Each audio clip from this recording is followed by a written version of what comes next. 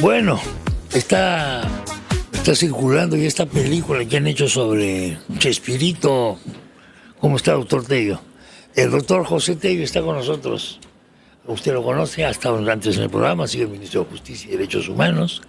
¿Usted veía la serie del Chavo del Ocho? Como toda mi generación. Como todo el mundo. Claro. Entonces, la pregunta que le tengo que hacer es, ante la implosión de la justicia que estamos asistiendo, ¿y ahora quién podrá salvarnos? Bueno, el Poder Judicial. ¿Quién me cuida a mí de los ataques y de las cosas cuando se supone que el Ministerio Público es nuestro escudo?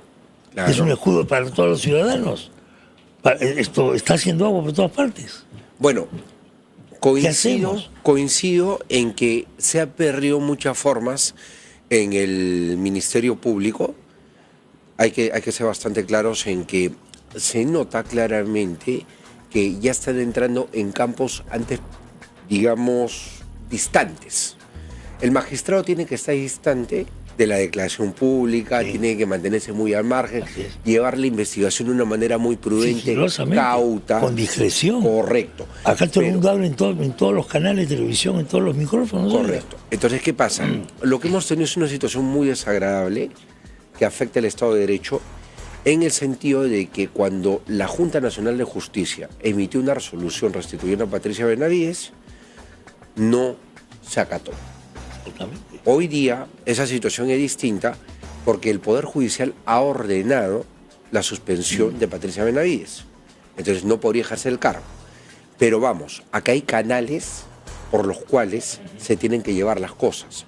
Las resoluciones, en este caso del órgano competente, es decir, la Junta Nacional de Justicia, se acatan.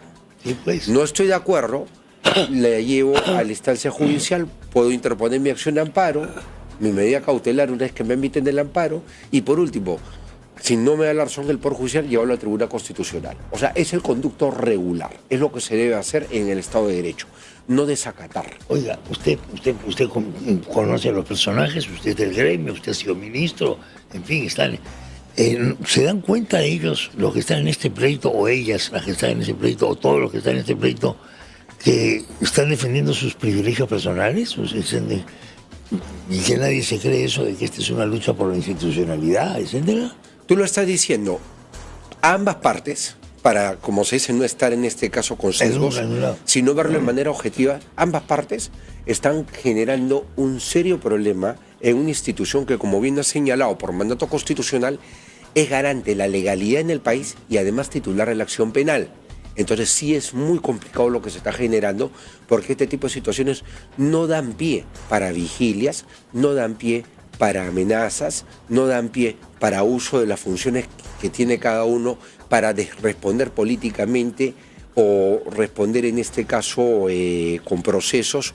Lo que me ha parecido tremendamente complicado es que desde el lado de la Junta, desde el lado del Ministerio Público, acá puedan haber pues acciones en cruzado. Es decir, en la Junta se puede promover acciones disciplinarias y el Ministerio Público ya tomó acciones de investigación contra los miembros de la Junta. O sea, esto es prácticamente un enfrentamiento entre dos organismos constitucionalmente autónomos que no están respetando las formas. Es una guerra civil por otro lado. No están respetando las formas. De alguna manera. Con la resolución judicial, ¿no está la justicia conestando la actitud de la doctora Delia Espinosa de rebeldía fáctica contra la ley, contra el Estado de Derecho? Lo que está haciendo la resolución judicial ahora es, por motivos distintos a lo que ha resuelto la Junta, suspender a Patricia Benavides en el cargo de fiscal suprema y fiscal de la Nación. Es objetivamente lo que está ocurriendo. No se ha metido a cuestionar el tema de lo que ha resuelto la Junta. Claro. Y es más, o sea, ese tema se tiene que ver en su momento. Claro, por supuesto se verá. Pero digamos, pero de todas maneras, en los ojos de todo el mundo, la doctora Delia Espinosa ha estado ganando tiempo hasta sacar su resolución judicial. Sí, pero el desacato... O sea, esto de alguna manera conecta el desacato que ha cometido. Correcto, porque pudo haber acatado, permitió que Patricia Benavides llegue y ahora con esta resolución dejar el cargo, aunque hoy está en el cargo 3 o 4 días. Pero es lo que manda el Estado de Derecho, no el desacato. El desacato desdibuja la imagen del Ministerio Público en este caso. Ese es el problema. Ese problema, ¿cómo va a quedar esto? Porque nos estamos jugando el sistema de justicia en general. Claro. Y sobre todo en momentos en los que la gente quiere protección, ¿no? Por la inseguridad ciudadana. entre otros temas. A ver, ¿hasta dónde vamos a llegar? ¿Esto es un deterioro? Yo exhorto, soy muy pesimista. Exhorto, habiendo sido ministro de Justicia, a las partes a que lleven esto en los conductos regulares. Por el momento, la fiscal de la Nación es Delia Espinosa.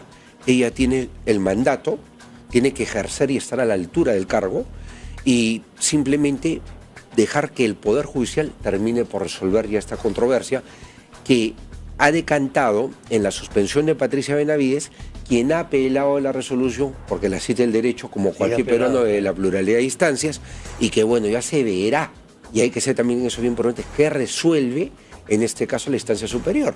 ¿Por qué? Porque la sala competente tendrá que resolver si revoca o confirma. Y eso ya es algo que depende de la valoración de los hechos y todo lo que justamente se está viendo, tanto en la resolución que suspende a Patricia Benavides como en la apelación que ha interpuesto su defensa. Con este tipo de incidentes, no solo por ellos, pero también por ellos, prácticamente es una situación de consenso que necesitamos cambiar, reformar la justicia. Por lo menos reformar el Ministerio Público, reformar a la Junta Nacional de Justicia, reformar todo. No sé si usted coincide. La pregunta que le hago es, ¿y quién lo puede hacer? A ver, la reforma nace de un proceso en el cual justamente los actores involucrados tienen que estar de acuerdo. Una reforma además va aparejada también de muchos aspectos. Yo siempre he resaltado, Chema, y lo he dicho en diferentes espacios, de que muchas veces se habla de la reforma del Poder Judicial, se habla de la reforma del Ministerio Público, pero la pregunta es, ¿le damos recursos al Ministerio Público? ¿Le damos recursos al Poder Judicial? No, no le damos recursos. Tenemos, por ejemplo, jueces y fiscales provisionales. Enorme cantidad de jueces y fiscales provisionales. Eso sería parte de la reforma. Por supuesto. Terminar con la profesionalidad. Liquidar esa cosa rarísima. Y sobre todo, algo que es normal, que los jueces escalen de acuerdo a una carrera, ¿no? Una carrera de este caso de la magistratura, tanto jueces y fiscales que escalen y lleguen pues desde el cargo más sencillo hasta la Corte Suprema. Pero con una carrera que cuiden y que justamente tanto ellos como los fiscales salvaguarden de llevarla con probidad y como corresponde. La pregunta ahí es, ¿cómo medimos la probidad y la productividad de esos de esta persona? Hay muchas medidas que se pueden tomar para la reducción de los casi 4 millones de expedientes que tenemos en este momento como carga judicial, pero eso es algo que, es algo que se tiene que ir viendo y ya darle un tratamiento técnico. A lo que yo iba es a que principalmente si hablamos de reformas, estas también tienen que tener la voluntad política del actual gobierno, ¿no? Que todavía toma decisiones. Muchos dicen, no, pero ya ¿qué puede hacer este gobierno? No, el último día del gobierno. Totalmente. Ahí coincidimos, dato, experiencia. Puede no gustar, pero tiene que ser el gobierno. Y hasta el 28 de julio del año 2026. De acuerdo a ley tiene que acatarlo. Correcto. Y ya vamos. No hay forma de acá hay que destinar recursos al sistema de justicia, al Ministerio Público. Pero sí se les ha dado recursos. Pero no lo necesario. Las brechas son demasiado grandes. La brecha es demasiado grande. El Ministerio Público, por ejemplo, que es una institución que esperemos ahora, y hay que pedirle a la fiscal de la Nación de que vea el tema ya interno ahorita, pero sobre todo el tema que atañe al cierre de brechas dentro del propio Ministerio Público, que se preocupe ahorita de gestionar.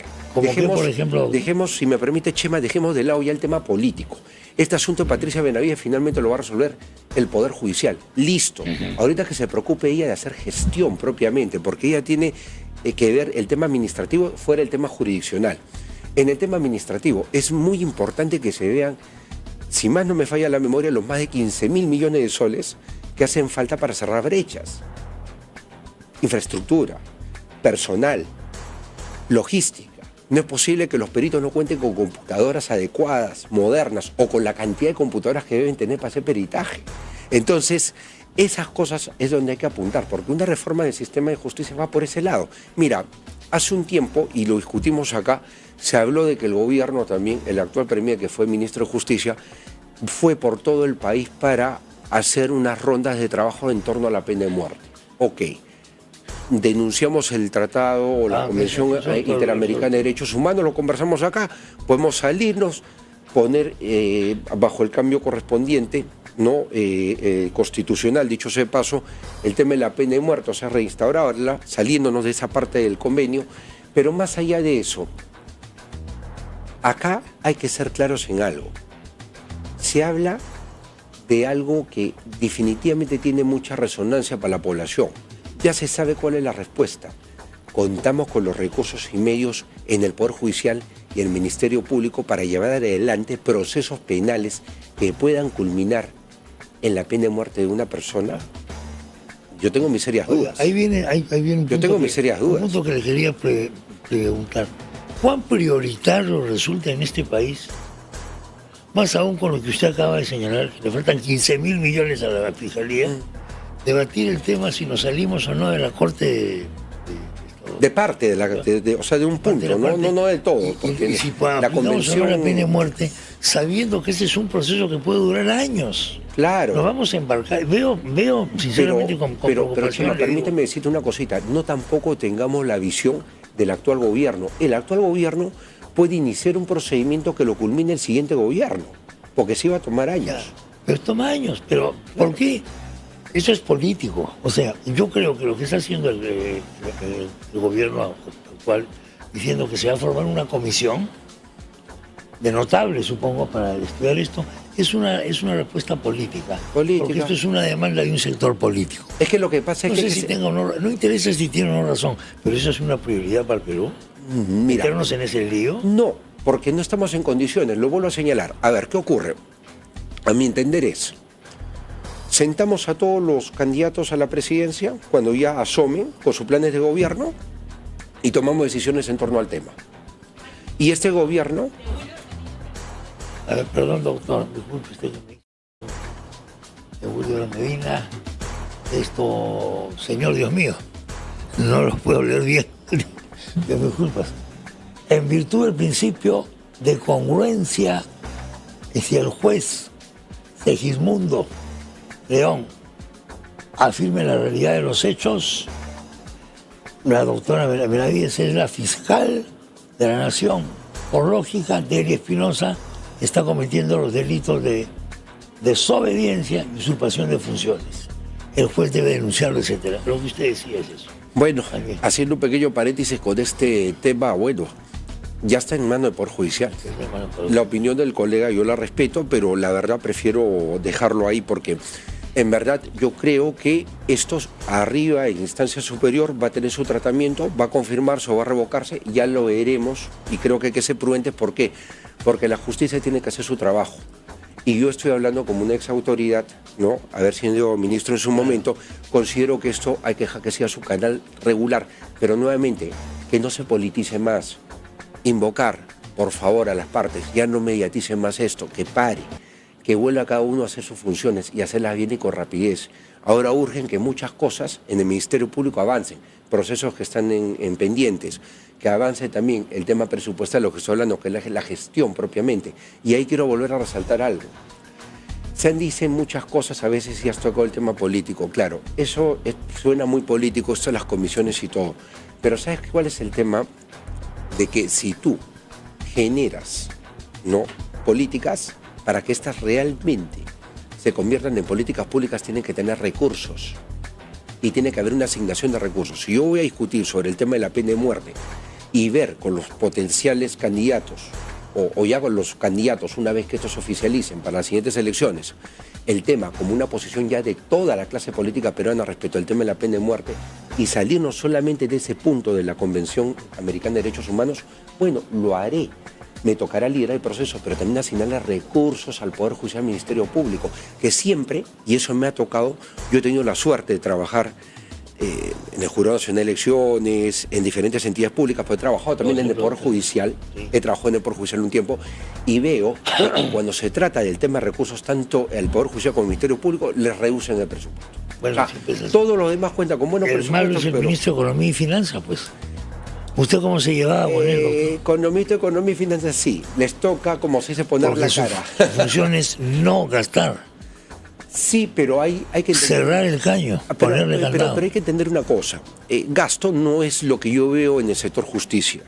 Yo veo inversión. Sí. ¿Y sabes qué cosa hay que cambiar esa mentalidad? Yo veo inversión, ¿por qué? Porque es seguridad jurídica, es tranquilidad para los peruanos, es paz social, para eso existe el Poder Judicial. Y no me quiero remontar pues a la teoría de los poderes del Estado y de separación de poderes, o sea... La separación de poderes.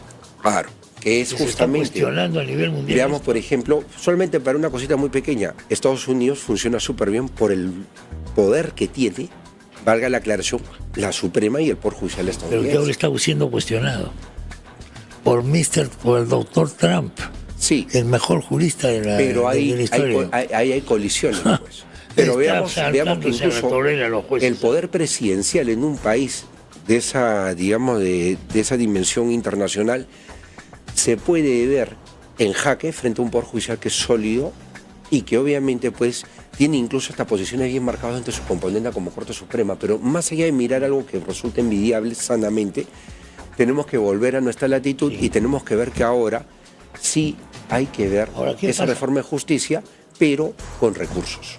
El problema de la pena de muerte es que sale como una cosa que viene del cielo. Quiere decir, esto se supone que está en una estrategia para combatir la inseguridad ciudadana. Esa es una respuesta. Pero es totalmente político. Porque uno de los debates de las elecciones es: ¿estás a favor o en contra de la pena de muerte? Defínete. Eso va a ser. Sí, pero es populismo. Eso, por supuesto que. Pero todo es populismo. Lo que pasa es que van a ver los candidatos una encuesta que salga por ahí dentro de unos 3, 4 meses, cómo está la opinión pública a favor de la pena de muerte, y sobre eso se van a lanzar. Claro. Y van a decir que es una cuestión de principio. No es una cuestión de principio. Ya sabemos cuál es el No es de principio. La gente ante toda esta inseguridad está de acuerdo. Pero ¿sabes cuál es el tema?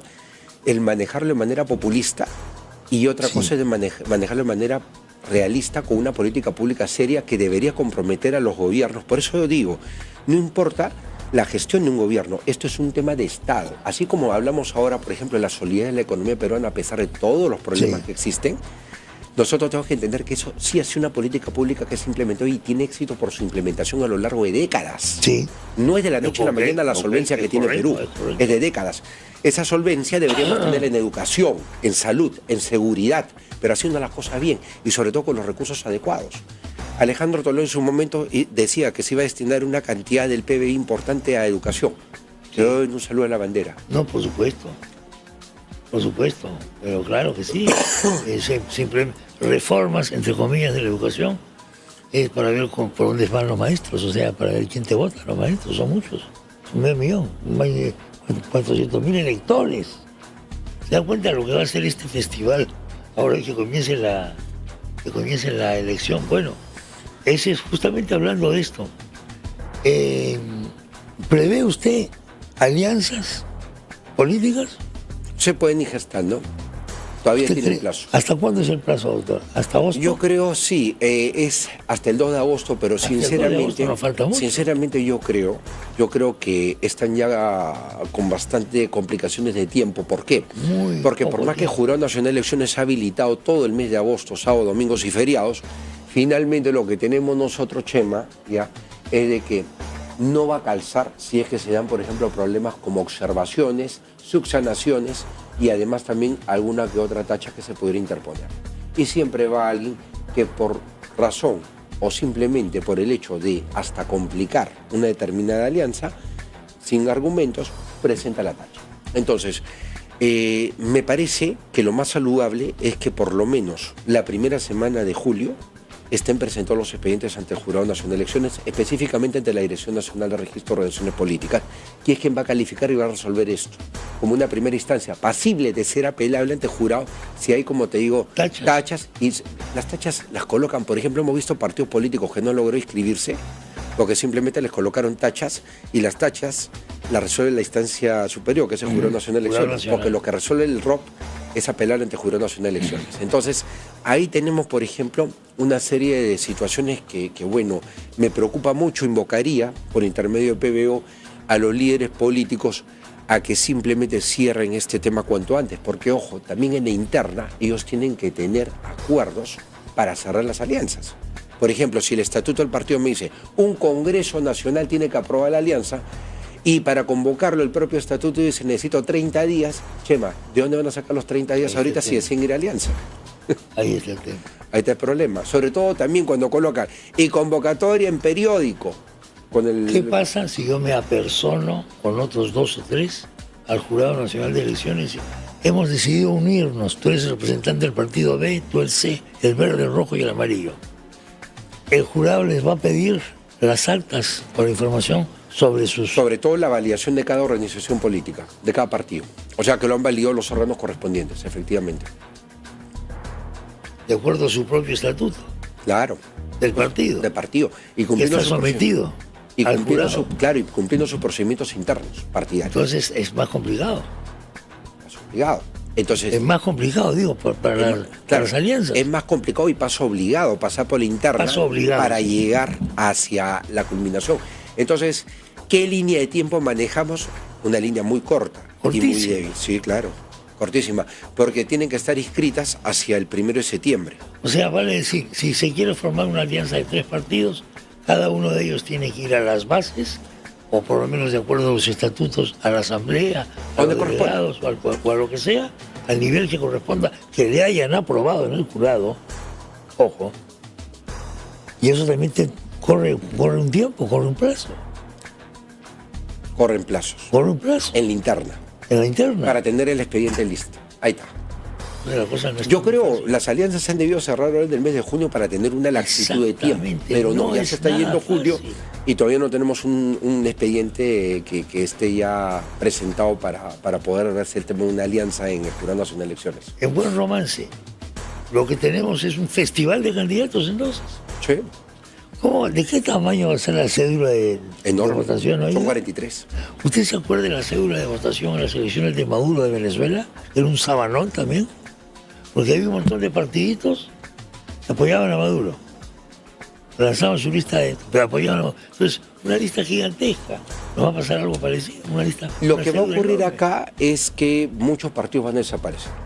O sea, yo creo que el 2027 van a quedar 8 partidos. 7, 8 partidos, 10, exagerando. Los demás van a desaparecer. Tanto por el efecto de las vallas electorales y aparte también las condiciones de participación política que se establecen tanto para las elecciones generales como para las elecciones regionales y municipales, donde los partidos tienen que presentar una determinada cantidad de candidaturas, al igual que los movimientos regionales, quienes también van a desaparecer varios de ellos. Entonces, en realidad, esto se va a ir acomodando, pero el coste que vamos a tener nosotros, los electores, los ciudadanos de pie, es tener pues una enorme confusión durante estas elecciones.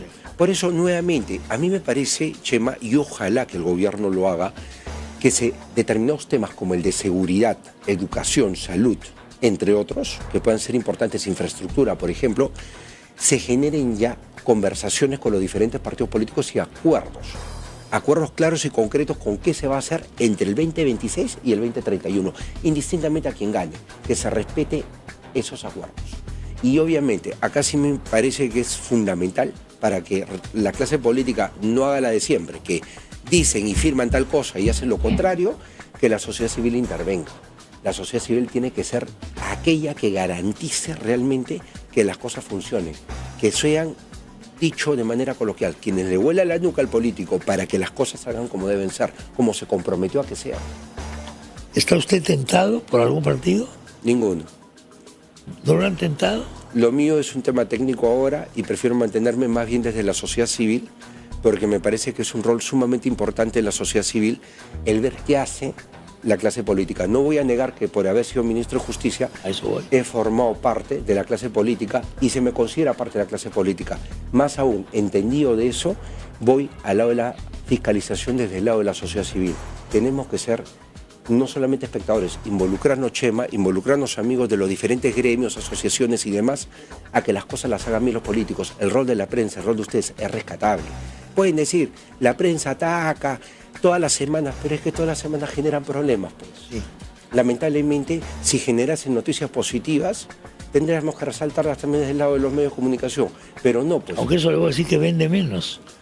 Sí, porque nosotros hemos acostumbrado al público también, lo hemos intoxicado. Lamentablemente es que la gente se ha intoxicado. Exactamente. Una vez me tocó con un colega tuyo, por ejemplo, cuando yo era ministro de Justicia, estar en una entrevista bastante interesante. Él seguro, si está viendo el programa, sabe lo que discutimos en aquella ocasión. Y me dice, ¿ustedes conversan con el legislativo? Sí, claro. Me está reconociendo que está conversando con los congresistas, pero por supuesto estamos conversando con los congresistas permanentemente. Entonces, ustedes están cogobernando con el Congreso un momentito. No, pues el Congreso nos fiscaliza, el Congreso nos da leyes que tenemos que acatar, pero el gobierno somos nosotros. Y Chema, a lo que voy para cerrar la idea, le dije, ¿sabe cuál es el gran problema? Que hemos normalizado el conflicto. O sea, en tu lógica, como la de Pero muchas está personas, diciendo, me tiene parece que haber correcto, firmo completamente lo que usted dice. Hemos ley normalizado el conflicto. de conflicto. Lo normal es lo anormal. Así es. Porque el conflicto debería ser episódico. En determinados Episódico. momentos. Acá es permanente. Entonces por ese lado va. Y hay que cambiar esa mentalidad. ¿Con qué cerebro de conflicto va a ir el electorado a votar estas elecciones? Mejor no lo pienso mucho porque da miedo. Doctor Tello, gracias Muchas gracias, Chema, por la entrevista. por la visita. Muy amable. Damas y caballeros, el doctor José Tello ha estado con nosotros.